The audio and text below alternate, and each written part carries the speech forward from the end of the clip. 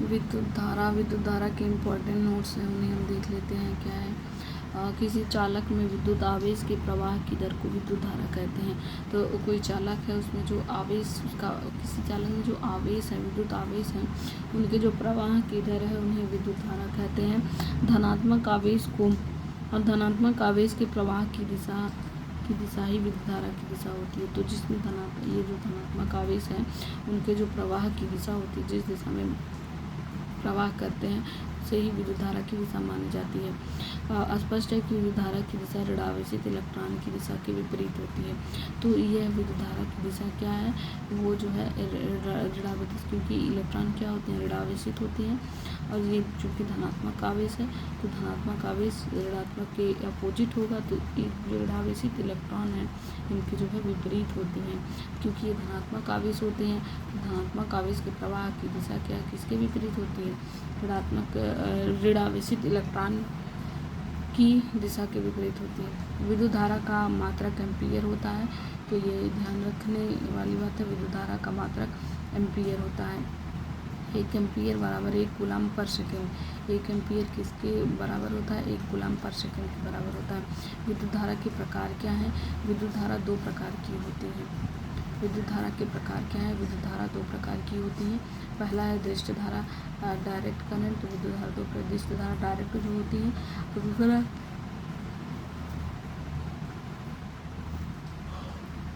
दूसरा है alternative current. दूसरा है अल्टरनेटिव करंट। दृष्ट धारा के बारे में देख लेते हैं। क्या है? यदि किसी परिपथ में धारा, अगर ये धारा जो है दृष्ट धारा मतलब एक दिशा में, एक ही दृष्ट मतलब दिशा, दृष्ट मतलब दिशा, एक दिशा, दृष्ट मतलब एक दिशा, एक ही दिशा में बहती है तो उसे दृष्ट धारा कहते हैं। बैटरी में इत्यादि में धारा दृष्ट धारा कहलाती है। तो जो बैटरी में धारा होती है वो दृष्ट धारा कहलाती है। प्रत्यावर्ती धारा क्या है? ऐसी धारा जिसके मान एवं दिशा समय के साथ आवर्ती रूप से परिवर्तित होते रहते हैं, प्रत्यावर्ती धारा कहलाती है। अल्टरनेटर, दोलित्र, ऑक्सीलेटर आदि से प्राप्त होने वाली विद्युत धारा प्रत्यावर्ती धारा कहलाती है। तो यहाँ पे है दृष्ट धारा को, दृष्ट मतलब दिशा, एक दिशा, दृष्ट क्या है? एक दिशा में प्रवाहित होती है तो उसे दृष्ट धारा, जैसे कि बैटरी। प्रत्यावर्ती धारा मतलब आवर्ती, इसमें बदलता रहता है। परावर्ती मतलब परिवर्तन होता रहता है, तो उसे जो है दिशा और मान में परिवर्तन होता रहता है, तो उसे प्रत्यावर्ती धारा कहलाती है। अल्टरनेटर हो गए, ऑक्सीलेटर, दोलित्र से जो प्राप्त विद्युत धारा है वो प्रत्यावर्ती धारा होती है। विद्युत धारा की अपेक्षा प्रत्यावर्ती धारा का प्रमुख लाभ यह है कि प्रत्यावर्ती धारा को विद्युत ऊर्जा की अधिक हानि के बिना लंबी दूरी तक संप्रेषित किया जाता है। तो इसमें सबसे अच्छा कौन है? दृष्ट धारा। प्रत्यावर्ती धारा में प्रत्यावर्ती धारा सबसे बेस्ट है। क्यों बेस्ट है? क्योंकि इनको जो है बिना विद्युत ऊर्जा की अधिक हानि के बिना लंबी दूरी तक संप्रेषित किया जा सकता है। विद्युत वाहक बल, इलेक्ट्रोमोटिव फोर्स क्या है? विद्युत वाहक बल क्या है? किसी विद्युत ऊर्जा उत्पादक उपकरण द्वारा उत्पन्न किया गया वह बल जिसके कारण किसी चालक या परिपथ में इलेक्ट्रॉन का प्रवाह स्थापित किया जाता है, विद्युत वाहक बल कहलाता है। तो विद्युत वाहक बल क्या है कि जो विद्युत ऊर्जा उत्पादन उपकरण द्वारा जो उत्पन्न किया गया बल जिसके कारण जो चालक का परिपथ में इलेक्ट्रॉन का प्रवाह स्थापित होता है, मतलब वह बल जिसकी वजह से जो चालक या परिपथ में उसमें इलेक्ट्रॉन का प्रवाह स्थापित होता है, उसे विद्युत वाहक बल कहलाता है। फिर उसके बाद यहाँ पे देख लेते हैं विभव क्या है। किसी इकाई धनावेश को अनंत से विद्युत क्षेत्र के किसी बिंदु तक लाने के लिए किए गए कार्य को उस बिंदु का विभव कहा जाता है। तो क्या है कि अगर किसी इकाई धनावेश को अनंत से, जो इकाई धनावेश है उसको अनंत से विद्युत क्षेत्र के किसी बिंदु तक लाना, अनंत से लाना है कहाँ तक? विद्युत क्षेत्र का कोई बिंदु है वहाँ तक लाने के लिए जो कार्य करना पड़ता है, कार्य को उस बिंदु तक का विद्युत विभव कहते हैं। अगर कोई जैसे यहाँ पे कोई धनावेश है और मान लीजिए अनंत है, यहाँ पे धनावेश है, यहाँ पे कोई विद्युत क्षेत्र का कोई बिंदु है, तो विद्युत क्षेत्र के बिंदु तक इस धनावेश को लाने के लिए जो कार्य करना पड़ता है वही है विद्युत विभव, वही होता है विद्युत विभव का एसआई मात्रक वोल्ट होता है। विद्युत विभव का जो एसआई मात्रक होता है वो वोल्ट होता है। यहाँ पे विद्युत विभव का SI मात्रक वोल्ट होता है। विभवांतर पोटेंशियल डिफरेंस क्या है? इकाई धनावेश को विद्युत क्षेत्र में एक बिंदु से दूसरी बिंदु तक ले जाने में किए गए कार्य को उन बिंदुओं के मध्य विभवांतर कहते हैं। कोई धनावेश को विद्युत क्षेत्र में एक बिंदु से दूसरे बिंदु तक ले जाने में किए गए कार्य को उन बिंदुओं के मध्य विभवांतर कहते हैं।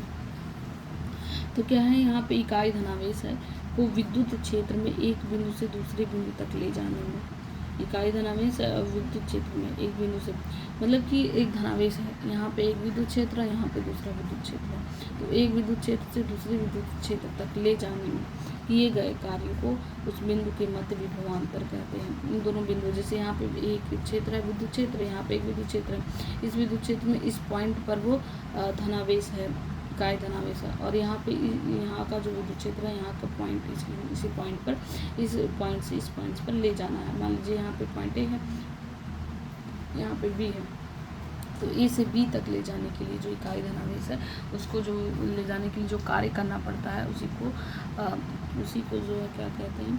उसी को विभवांतर कहते हैं, के मध्य विभवांतर कहते हैं। विभवांतर का मात्रक भी वोल्ट होता है।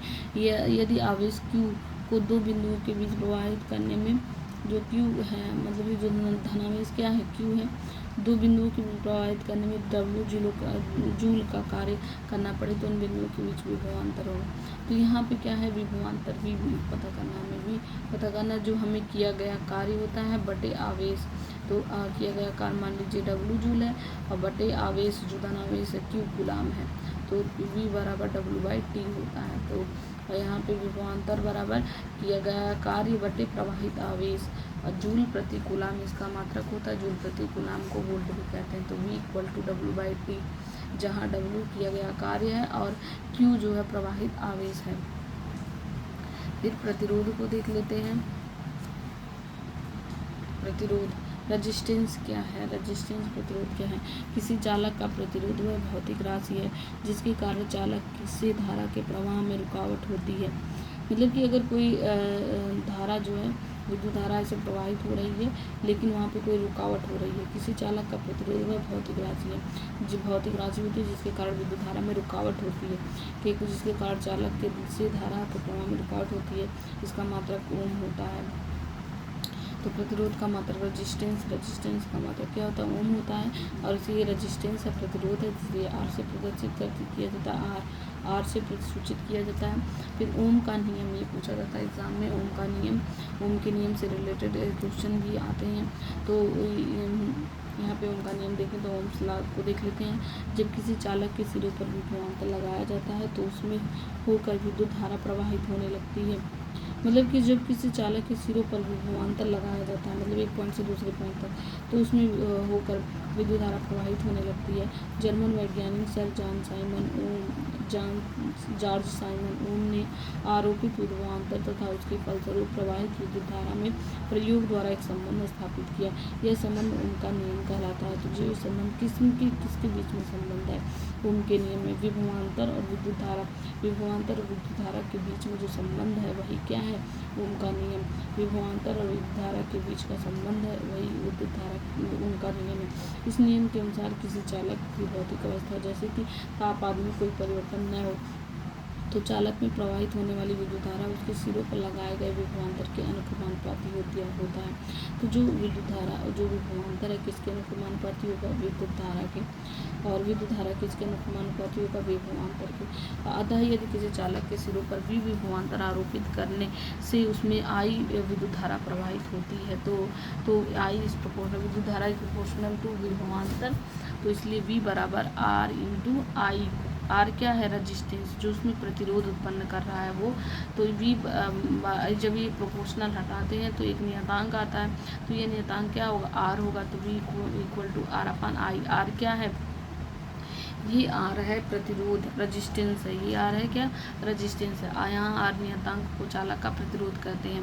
प्रतिरोध को प्रभावित करने वाले कारक, तो यहाँ पे देखिए V = R/I। तो V है विभवांतर, R है रेजिस्टेंस और I है विद्युत धारा। ये है ओम का नियम, यही है ओम का नियम कि V is proportional to I, विद्युत धारा प्रोपोर्शनल टू विभवांतर।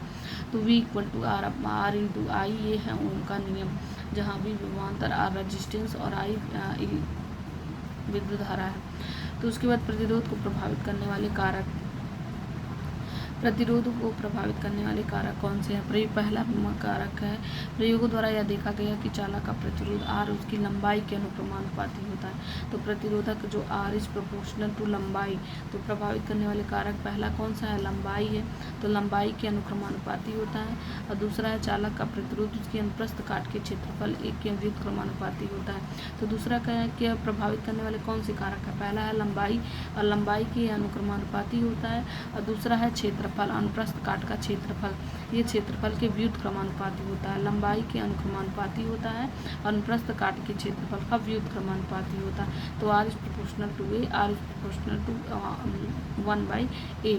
तो समीकरण 1 और 2 के संयोजन से तो R is proportional to I मतलब R is proportional to L है लंबाई, R इज प्रोपोर्शनल टू लंबाई और R इज प्रोपोर्शनल टू 1/, अनुप्रस्थ काट का क्षेत्रफल A। तो इसलिए R बराबर R is proportional to L/A।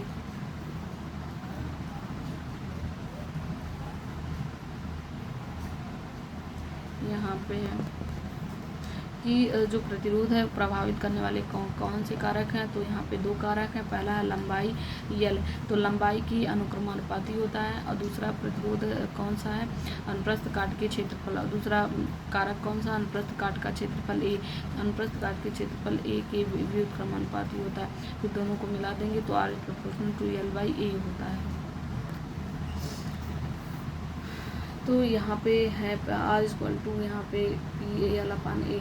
तो जहाँ ये जो P है ये है समानुपातिक नियतांक, प्रोपोर्शनल नियतांक, ये समानुपातिक नियतांक है जिसे चालक का विशिष्ट प्रतिरोध या प्रतिरोधकता कहते हैं। तो जो ये है तो R इक्वल टू L/A होता है। और यहाँ पे जो ये नियतांक है, जो P है ये नियतांक है, ये किस चीज़ का नियतांक है? ये इसको जो विशिष्ट प्रतिरोध या प्रतिरोधकता कहते हैं। किसी चालक की प्रतिरोधकता केवल उस पदार्थ की प्रकृति पर निर्भर करती है। प्रतिरोधकता का SI मात्रक ओम मीटर होता है। प्रतिरोधकता का SI मात्रक ओम मीटर, क्योंकि ओम मीटर होता है। फिर उसके बाद यहाँ पे देखेंगे, फिर विद्युत शक्ति इलेक्ट्रिक पावर को देख लेंगे। विद्युत शक्ति क्या है? तो विद्युत शक्ति को देखें, किसी विद्युत परिपथ में विद्युत ऊर्जा के व्यय होने की दर को विद्युत शक्ति कहते हैं। अगर कोई विद्युत परिपथ है उसमें जो ऊर्जा व्यय होने की दर, मतलब कि विद्युत परिपथ में ऊर्जा व्यय खर्च होता है, तो ऊर्जा खर्च होने की दर को विद्युत शक्ति कहते हैं। तो विद्युत शक्ति इक्वल टू विद्युत धारा गुणे विभवांतर। तो विद्युत शक्ति किसके बराबर होता है? विद्युत धारा गुणे विभवांतर के बराबर होता है। तो विद्युत शक्ति हो गया P से पावर, P से शक्ति बराबर P बराबर V इंटू V हो गया विभवांतर, I हो गया विद्युत धारा, P बराबर I इंटू V या VI, P बराबर I इंटू V। तो विद्युत शक्ति का मात्रक वाट होता है, SI मात्रक वाट होता है। 1 वाट बराबर जूल प्रति सेकंड होता है, 1 जूल प्रति सेकंड होता है। 1 वाट बराबर 1 जूल बटे 1 सेकंड होता है। विद्युत शक्ति की परिभाषा से स्पष्ट है कि विद्युत शक्ति व्यय हुई विद्युत ऊर्जा बटे समय। तो विद्युत शक्ति क्या है? यहाँ पे लिखा हुआ ना कि जो विद्युत ऊर्जा के व्यय होने की दर मतलब समय। तो विद्युत ऊर्जा के व्यय होने की दर मतलब समय। तो विद्युत शक्ति बराबर व्यय हुई विद्युत ऊर्जा बटे समय। तो विद्युत ऊर्जा बराबर, यहाँ इसको इधर कर लेंगे, तो विद्युत शक्ति गुणे समय। तो विद्युत ऊर्जा बराबर विद्युत शक्ति गुणे समय। तो विद्युत ऊर्जा बराबर क्या होगा? विद्युत शक्ति और गुणे समय होगा। तो ये विद्युत ऊर्जा बराबर विद्युत शक्ति गुणे समय होगा। अगर हम विद्युत शक्ति की गणना वाट में तथा समय की गणना घंटा में करें तो विद्युत ऊर्जा का मात्रक होगा वाट घंटा। या अगर इसको वाट में करें और इसको घंटे में करें तो वाट घंटा होगा। तो इसका मात्रक क्या होगा विद्युत ऊर्जा का? विद्युत ऊर्जा बराबर विद्युत शक्ति गुणे समय, तो इसका मात्रक होता है वाट घंटा होगा। फिर उसके बाद व्यावसायिक उद्देश्य के लिए विद्युत ऊर्जा के बड़े मात्रक किलो वाट घंटा का उपयोग किया जाता है। तो व्यावसायिक उद्देश्यों के लिए जो विद्युत ऊर्जा के बड़े मात्रक किलोवाट घंटा का उपयोग किया जाता है। तो यहाँ विद्युत शक्ति को किलोवाट में और समय को घंटा में, तो वही है किलोवाट घंटा का उपयोग किया जाता है व्यावसायिक उद्देश्य के लिए। इसी को यूनिट कहते हैं। तो किलोवाट जो घंटा होता है इसी को यूनिट कहते हैं। दूसरे शब्दों में 1 किलोवाट घंटा अथवा 1 यूनिट, 1 किलोवाट घंटा को क्या कहते हैं, 1 किलोवाट घंटा को 1 यूनिट कहते हैं। किलो होना चाहिए, 1 किलोवाट होना चाहिए, 1 किलोवाट घंटा को 1 यूनिट कहते हैं। 1 यूनिट विद्युत ऊर्जा वह मात्रा है जो किसी परिपथ में 1 घंटे में क्षय होती है, जबकि परिपथ में 1 किलोवाट की विद्युत शक्ति हो। तो यहाँ पे यूनिटों की संख्या क्या लिखेंगे, तो यहाँ पे वोल्ट लिखेंगे गुणे एम्पियर गुणे घंटा। एम्पियर मतलब विद्युत धारा शक्ति गुणे विद्युत धारा गुणे घंटा। तो ये है 1 किलोवाट घंटा, तो ये हो गया किलोवाट और ये हो गया घंटा गुणे एम्पियर। विद्युत धारा जो है इसमें परिपथ में जो बह रही है, तो वोल्ट गुणे एम्पियर गुणे घंटा बटे 1000। तो यहाँ पे होगा वाट गुणे घंटा। अगर एम्पियर 1 है, 1 एम्पियर, अगर यहाँ पे एम्पियर रहेगा तो वाट गुणे घंटा होगा। तो वोल्ट गुणे एम्पियर गुणे घंटा होगा, या फिर वाट गुणे घंटा बटे 1000 होगा। तो विद्युत जनित या इलेक्ट्रिक जनरेटर के बारे में देख लेते हैं। विद्युत जनित इलेक्ट्रिक जनरेटर को देख लेते हैं। विद्युत जनित विद्युत धारा अथवा बिजली उत्पन्न करने का एक उपकरण है। विद्युत जनित यांत्रिक ऊर्जा को विद्युत ऊर्जा में रूपांतरित करता है। तो जो विद्युत जनित होता है वो क्या करता है, यांत्रिक ऊर्जा को विद्युत ऊर्जा में रूपांतरित करता है। विद्युत जनित विद्युत चुम्बकीय प्रेरण का एक अनुप्रयोग है। तो जो विद्युत जनित होता है किसका एक अनुप्रयोग है, विद्युत चुम्बकीय प्रेरण का। तो जो विद्युत जनित है किसका अनुप्रयोग है, विद्युत चुम्बकीय प्रेरण का एक अनुप्रयोग है। ट्रांसफार्मर क्या है इसे देख लेते हैं। तो ये विद्युत जनित क्या करता है, यांत्रिक ऊर्जा को इलेक्ट्रिक जनरेटर करते हैं। जनरेटर क्या करता है, यांत्रिक ऊर्जा को विद्युत ऊर्जा में कन्वर्ट करता है। और ये किसका विद्युत जनित विद्युत चुम्बकीय प्रेरण का एक अनुप्रयोग है। ये जनरेटर के बारे में देख लिए। अब हम ट्रांसफर के बारे में देखते हैं। ट्रांसफार्मर के बारे में देख लेते हैं। विद्युत चुम्बकीय प्रेरण पर आधारित ट्रांसफार्मर एक ऐसा यंत्र है जो प्रत्यावर्ती वोल्टेज को घटाने बढ़ाने का कार्य करता है। तो ये ट्रांसफार्मर क्या किस पर आधारित होता है, विद्युत चुम्बकीय प्रेरण पर आधारित होता है। ट्रांसफार्मर किस पर आधारित होता है, विद्युत चुम्बकीय प्रेरण पर आधारित होता है। इसका काम क्या है, जो प्रत्यावर्ती वोल्टेज है, जो आने वाली जो वोल्टेज है, घटने बढ़ने वाली वोल्टेज है, इनको घटाने बढ़ाने का कार्य करता है। ट्रांसफार्मर 2 प्रकार के होते हैं, एक जो है स्टेप अप ट्रांसफर, एक स्टेप डाउन ट्रांसफार्मर। तो स्टेप अप ट्रांसफार्मर जो ऊंचाई ट्रांसफार्मर होते हैं, और स्टेप डाउन मतलब अपचाई। तो ये स्टेप अप मतलब ऊपर, डाउन मतलब नीचे। तो ये हो गया ऊंचाई और ये हो गया अपचाई। तो स्टेप अप ट्रांसफार्मर और स्टेप डाउन ट्रांसफार्मर, यह निम्न स्टेप अप ट्रांसफार्मर को देख लेते हैं। यह निम्न विभव की प्रत्यावर्ती धारा को उच्च विभव की ओर प्रत्यावर्ती धारा में बदलने का कार्य करता है। तो ये जो ट्रांसफार्मर है वो क्या करता है, प्रत्यावर्ती धारा में बदलता है, प्रत्यावर्ती धारा में बदलता है। ये ध्यान रखेंगे, प्रत्यावर्ती धारा में बदलने का काम करता है। लेकिन ऊंचाई है, स्टेप अप है, यानी कि उच्च में बदलेगा। किससे उच्च में बदलेगा, निम्न से उच्च में बदलेगा। और अपचाई ट्रांसफर स्टेप डाउन ट्रांसफार्मर में यह ट्रांसफार्मर है, यह उच्च विभव की प्रत्यावर्ती धारा को निम्न, स्टेप डाउन है, डाउन मतलब नीचे, तो उच्च को नीचे में बदलेगा। तो उच्च विभव को जो है निम्न विभव की प्रत्यावर्ती धारा में बदलने का काम करता है, बदलने में काम आता है। तो यह प्रत्यावर्ती धारा में बदलने में काम आता है। ट्रांसफार्मर उन विद्युत उपकरणों के साथ काम करता है जो मेंस के वोल्टेज से भिन्न वोल्टेज पर काम करते हैं। अपचाई ट्रांसफार्मर पावर सब स्टेशन पर वोल्टेज को स्टेप डाउन करके उपभोक्ताओं को विस्तारित करने में किया जाता है। तो स्टेप डाउन का उपयोग कहाँ पे किया जाता है, पावर बस स्टेशन में। पावर बस स्टेशन जो होते हैं, पावर सब स्टेशन में कहाँ किसका यूज होता है, स्टेप डाउन ट्रांसफार्मर का उपयोग होता है। जो हमारे वहाँ जो घरों के आसपास जो ट्रांसफार्मर लगते हैं वो स्टेप अप ट्रांसफार्मर होते हैं, जो घटाते बढ़ाते हैं। जो स्टेप डाउन ट्रांसफार्मर कहाँ लगे रहते हैं, ये पावर सब स्टेशन पर लगे रहते हैं, और ऊंचाई ट्रांसफार्मर पावर उत्पादक स्टेशन यक्स ग्रिड ट्यूबों इत्यादि में काम आते हैं। तो जो स्टेप अप वाले हैं उनका यूज कहाँ पे होता है, जो पावर उत्पादक स्टेशन है वहाँ पे इनका उपयोग होता है, यक्स ग्रिड ट्यूबों में इनका उपयोग होता है। फिर उसके बाद विद्युत मोटर को देख लेते हैं, जो हमारे घरों में मोटर लगे रहते हैं उनको देख लेते हैं। विद्युत मोटर एक ऐसी युक्ति है जो विद्युत ऊर्जा को यांत्रिक ऊर्जा में बदलती है। तो विद्युत मोटर क्या करता है, वो इलेक्ट्रिसिटी मिलता है, फिर उसको यांत्रिक ऊर्जा में कन्वर्ट करता है। विद्युत मोटर धारा के चुंबकीय प्रवाह के सिद्धांत पर आधारित कार्य करता है। तो विद्युत मोटर किस पर कार्य करता है, धारा के चुंबकीय प्रवाह के सिद्धांत पर कार्य करती है। तो विद्युत मोटर जो है धारा के चुंबकीय प्रवाह के सिद्धांत पर कार्य करती है। विद्युत मोटर का उपयोग विद्युत पंखों में, तो हमारे पंखों में जो छोटे छोटे पंख होते हैं उसमें जो हमारे पंखे घर में लगे रहते हैं तो उसमें एक छोटा सा मोटर लगा होता है, तो वही है विद्युत मोटर। ये जो है विद्युत ऊर्जा को जो है यांत्रिक ऊर्जा में परिवर्तित करता है। जैसे कि विद्युत ऊर्जा लाइट ऑन किया तो विद्युत ऊर्जा पंखे में आई, अब पंखा क्या करने लगता है, घूमने लगता है, तो जो घूमता है वही है यांत्रिक ऊर्जा। जो उसके अंदर इलेक्ट्रिसिटी आई वो है विद्युत धारा, वो है विद्युत ऊर्जा। तो विद्युत ऊर्जा को जो है यांत्रिक ऊर्जा में कन्वर्ट करता है। तो विद्युत पंखे में मोटर का उपयोग होता है, वॉशिंग मशीन में होता है। वॉशिंग मशीन में कैसे, वॉशिंग मशीन को लाइट ऑन की, वॉशिंग मशीन चलने लगी, ऐसे गोल गोल घूमने लगी, और कपड़ा मतलब उसके अंदर जो कपड़े रखे रहते हैं भिगो करके, तो वो ऐसे ऐसे घूम घूम करके जो है साफ़ करती है। तो ये जो घूम घूम करके साफ़ करती है वो क्या है, यांत्रिक ऊर्जा है।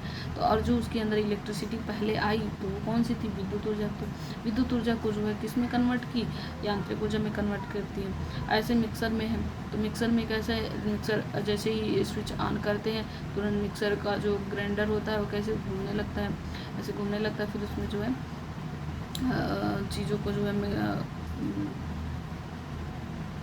को पीसने का काम करते हैं। तो वो जो है उसमें अंदर इलेक्ट्रिसिटी आई, और इलेक्ट्रिसिटी आने के बाद वो जो है यांत्रिक ऊर्जा में कन्वर्ट किया, जिसकी वजह से वो मिक्सर में अंदर जो है गोल गोल उसकी जो चक्री होती है गोल गोल घूम करके पीस देती है। तो ये है मिक्सर हो गया। मिक्सर एवं ग्राइंडर में भी यही होता है, जो ग्राइंडर होते हैं मिक्सर एवं ग्राइंडर आदि अनेक युक्तियों में जो है विद्युत मोटर का उपयोग किया जाता है। और यहाँ पे एक क्वेश्चन देख लेते हैं कि धारा घनत्व होता है। धारा घनत्व क्या होता है, एक सदिश राशि होती है। यहाँ हम पीछे पढ़ेंगे तो धारा घनत्व क्या है, एक सदिश राशि है। अब परावैद्युत की विमा है, परावैद्युत की विमा होती है MLT। तो MLT परावैद्युतांक की विमा क्या होती है, परावैद्युतांक की विमा जो है MLT होती है, MLT होती है। यहाँ पर एक क्वेश्चन देख लेते हैं कि भारत सरकार ने झामा के निर्यात पर पूर्ण प्रतिबंध लगा दिया है, क्योंकि उनमें से ऐसे धातु ऐसा तत्व निकाल सकते हैं जिसका उपयोग ट्रांजिस्टरों में होता है। वह निम्नलिखित में से कौन सा तत्व, सही उत्तर जर्मेनियम। झामा जला हुआ कोयला को कहते हैं, इससे जर्मेनियम तत्व निकलते हैं जिनका उपयोग ट्रांजिस्टर निर्माण में किया जाता है। तो ट्रांजिस्टर निर्माण में जर्मेनियम का उपयोग किया जाता है। और जर्मेनियम किससे निकलता है, झामा जला हुआ कोयला से निकलता है।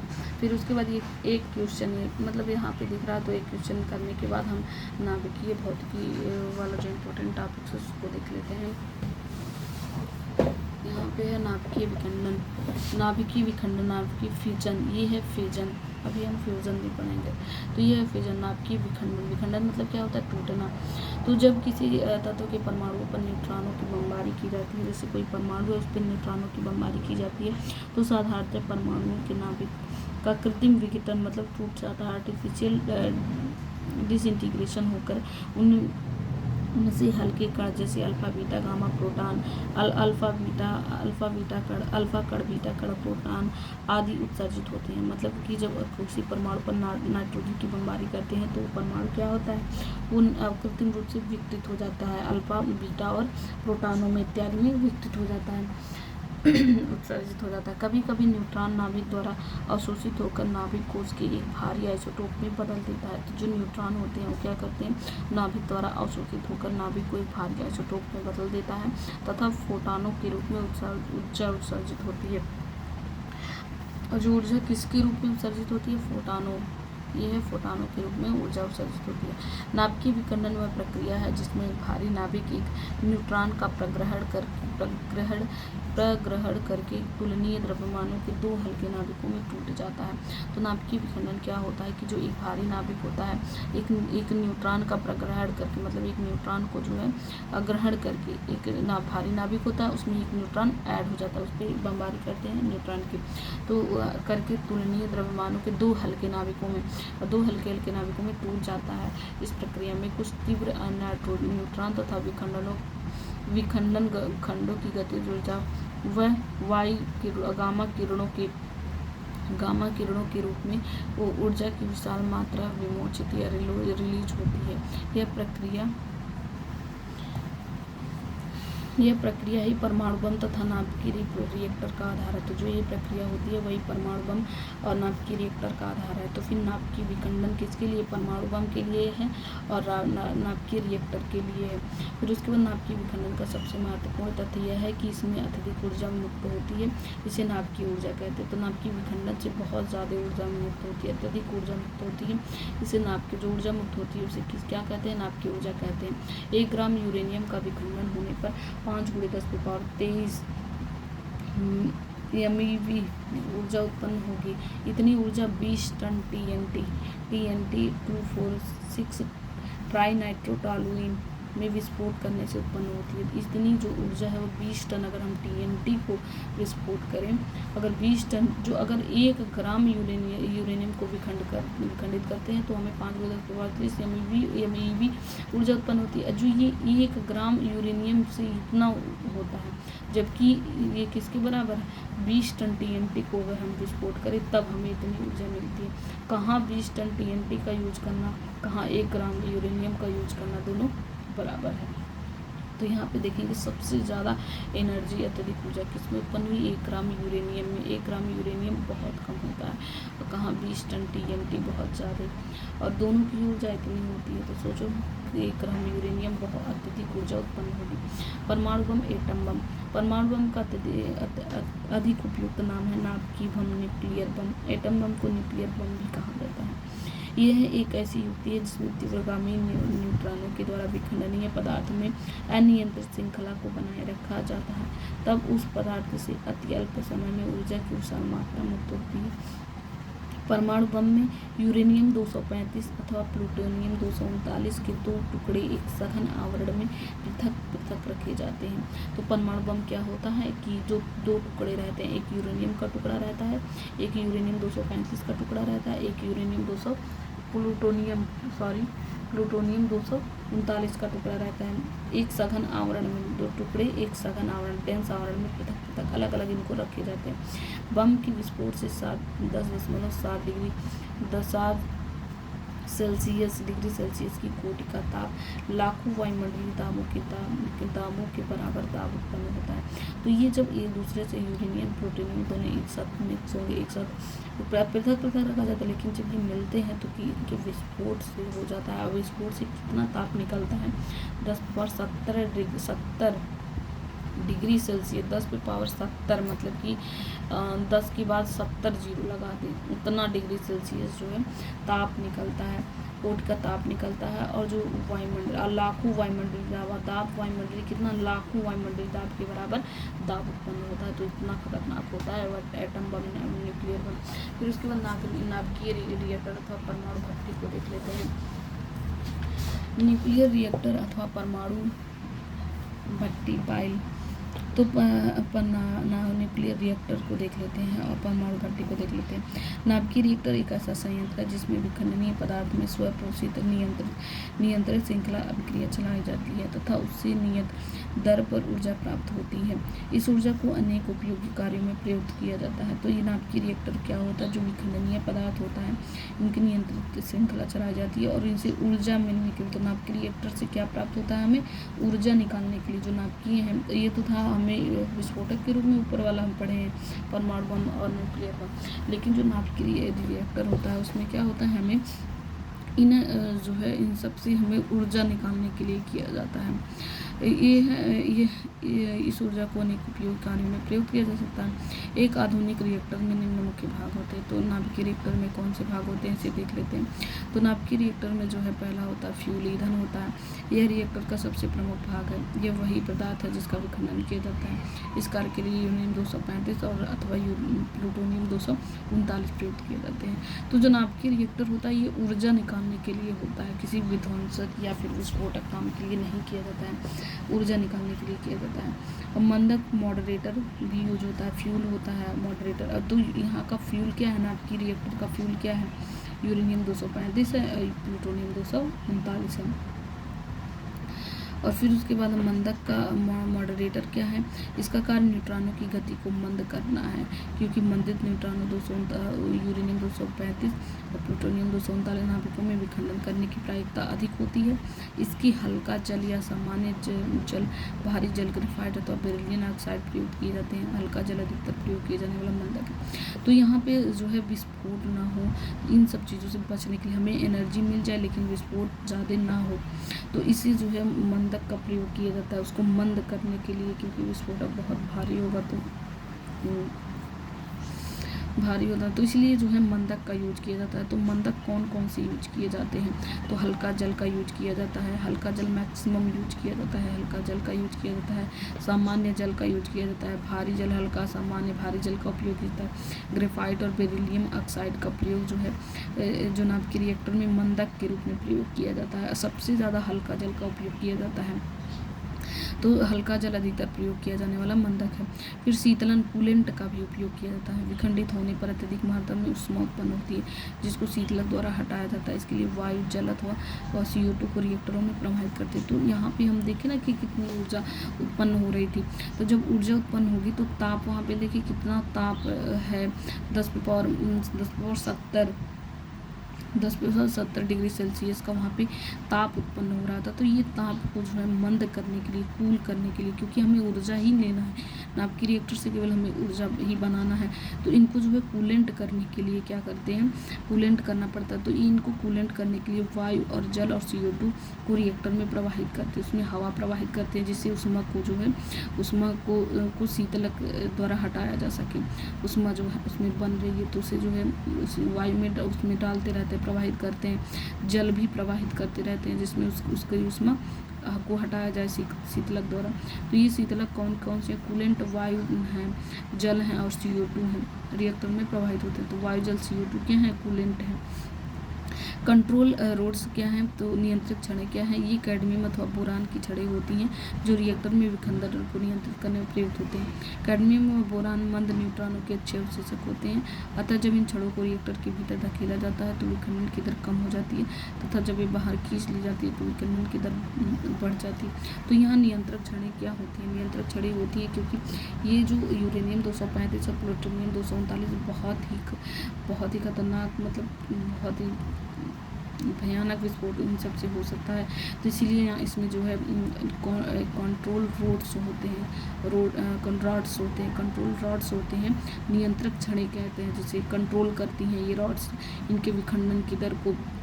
तो ये क्या करती हैं, ये कैडमियम और बोरान होती हैं। तो ये नाभिकीय रिएक्टर में क्योंकि हमें बस ऊर्जा ही लेना रहता है, ऊर्जा ही, तो क्या होता है कि हमें ये विस्फोटक ना हो, तो इसके लिए कैडमियम और बोरान की छड़ों को उसमें जो है डाला जाता है, रिएक्टर में धकेला जाता है। तो जब इन छड़ों को रिएक्टर में धकेला जाता है तो विखंडन की दर कम हो जाती है और जब ये बाहर खींच ली जाती है तो विखंडन की दर बढ़ जाती है। तो कैडमियम और बोरान की छड़ें किसके लिए प्रयोग की जाती हैं, नियंत्रक छड़ें कंट्रोल रॉड्स के रूप में प्रयोग की जाती हैं। और ये क्या क्यों होती है, क्योंकि ये न्यूट्रॉनों के अच्छे अवशोषक होते हैं। फिर उसके बाद ये था फ्यूजन। हम पहला तो नाभिकीय विखंडन में FI देखें, नाभिकीय विखंडन में FI देखें, और नाभिकीय FI मतलब FISSION फ्यूजन है, और यहाँ पे फ्यूजन है, नाभिकीय संलयन फ्यूजन को देख रहे हैं। जब दो या दो से अधिक हल्के नाभिक अति उच्च चाल से गति करते हुए परस्पर संयुक्त होकर एक भारी नाभिक बनाते हैं तो इस प्रक्रिया को नाभिकीय संलयन कहते हैं। इस प्रक्रिया को नाभिकीय संलयन कहते हैं। संलयन से प्राप्त नाभिक का द्रव्यमान संलयन करने वाले मूल नाभिकों के द्रव्यमान के योग से कम होता है। तो यहाँ पे हम क्या देख रहे हैं कि जो यहाँ पे हम नाभिकीय विखंडन में क्या देखें, न्यूक्लियर फ्यूजन में क्या देख रहे थे कि नाभिक एक दूसरे से अलग हो रहे थे, अलग हो रहे थे, उनको जो है तोड़ा जा रहा था, तोड़ करके एनर्जी निकाला जा रहा था या फिर परमाणु बम या न्यूक्लियर बम के रूप में यूज किया जा रहा था। लेकिन जो है यहाँ पे नाभिकीय संलयन क्या है, जो दो या दो से अधिक जो हल्के नाभिक होते हैं उनको जो है गति करते हुए परस्पर संयुक्त होते हैं, परस्पर मिल जाते हैं, मिल करके एक भारी नाभिक बनाते हैं। ये भारी नाभिक बनाते हैं, तो क्या है, भारी नाभिक बनाते हैं। तो ये इसमें नाभिकीय संलयन में क्या है, एक दूसरे से मिल करके भारी नाभिक बनाते हैं। तो इस प्रक्रिया को नाभिकीय संलयन कहते हैं। संलयन से प्राप्त नाभिक का द्रव्यमान जो है संलयन करने वाले मूल नाभिक के द्रव्यमानों के योग से कम होता है। तो संलयन से जो होता है उसका संलयन से जो प्राप्त नाभिक का द्रव्यमान होता है वो संलयन करने वाले जो मूल नाभिक हैं उनके द्रव्यमान के योग से कम होता है। यहाँ पे देख लेते हैं, जब द्रव्यमान की यह क्षति ऊर्जा के रूप में प्राप्त हो जाती है तथा द्रव्यमान की यह क्षति ऊर्जा के रूप में, जो द्रव्यमान जो क्षति होती है हमें ऊर्जा के रूप में प्राप्त हो जाती है। तो नाभिकीय संलयन और नाभिकीय विखंडन और नाभिकीय संलयन दोनों से ही ऊर्जा प्राप्त करते हैं। फिर उसके बाद है कि लेकिन नाभिकीय विखंडन का उपयोग जो है परमाणु बम और न्यूक्लियर बम बनाने में किया जाता है, जबकि नाभिकीय संलयन का उपयोग अभी हम आगे देखते हैं। उदाहरण तो 2 ड्यूट्रॉन 1s2 भारी हाइड्रोजन नाभिक को संलयित करके एक ट्राइट्रियम का नाभिक बनाया जा सकता है। तो यहाँ पे ये नाभिकीय संलयन के उदाहरण है। 2 ड्यूट्रॉन लेते हैं, 1s2 ड्यूट्रॉन 1s2 लेते हैं, भारी हाइड्रोजन नाभिक। तो 1s2 लेते हैं, कुछ संलयित कर लेते हैं। जब 1s2 को संलयित करते हैं तो क्या बनता है, ट्राइट्रियम का नाभिक बनाया जा सकता है। तो ये किसका उदाहरण है, ये है नाभिकीय संलयन का उदाहरण है। फिर भारी हाइड्रोजन के नाभिकों के संलयन से प्राप्त ऊर्जा उतने ही द्रव्यमान की यूरेनियम 235 के विखंडन से प्राप्त ऊर्जा से कहीं अधिक होती है। तो भारी हाइड्रोजन के नाभिक संलयन से जो प्राप्त ऊर्जा है उतने ही द्रव्यमान के यूरेनियम 235 के विखंडन से प्राप्त ऊर्जा से कहीं अधिक होती है। फिर उसके बाद हाइड्रोजन बम को देख लेते हैं। हाइड्रोजन बम को देख लेते हैं क्या है, यह नाभिकीय संलयन बम है। तो जो न्यूक्लियर रिएक्टर है या न्यूक्लियर बम है या परमाणु बम है वो जो है नाभिकीय विखंडन से रिलेटेड है, नाभिकीय विखंडन से रिलेटेड है। लेकिन जो हाइड्रोजन बम है वो नाभिकीय संलयन से रिलेटेड है। तो नाभिकीय संलयन में क्या है, जो कि भारी हाइड्रोजन नाभिकों के संलयन पर आधारित होती है। चूँकि संलयन अति उच्च दाब और अति उच्च ताप पर होता है, अतः संलयन बम के साथ एक विखंडन बम को प्रज्वलन के रूप में प्रयोग करना पड़ता है।